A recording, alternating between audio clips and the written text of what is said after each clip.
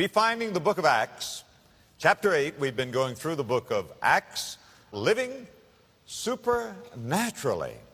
But we know also that when God works, Satan works also. Here's a question, true or false? Satan is against religion. Don't answer it out loud. Some say true, some say false. Of course, the answer is false. Satan is not against religion. You're going to find out that Satan uses religion. It is one of his chief tools in his bag of tricks. As a matter of fact, if you study the Bible, you're going to find out that the very first temptation in the Garden of Eden was a religious temptation. It was a temptation not to be ungodly, but a temptation, would you believe it, to be godly. He said, look, Eve, if you do this, you'll be like God. It wasn't a temptation to fall down. It was a temptation to climb up, to be as God, but do it my way.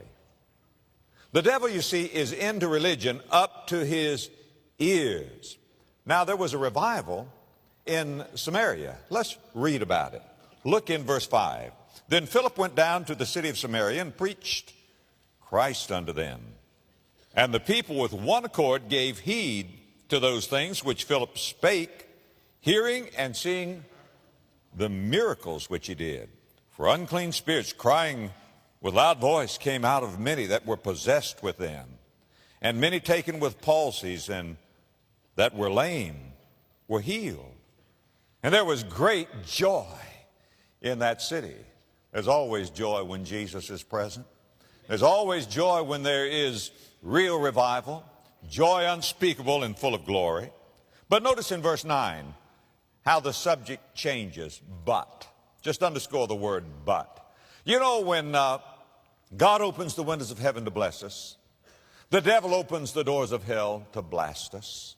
And whenever there is revival, you can expect satanic opposition. But there was a certain man called Simon, which beforehand in the same city used sorcery and bewitched the people of Samaria, giving out that himself was some great one, to whom they all gave heed, from the least to the greatest, saying, this man, talking about Simon, is the great power of God.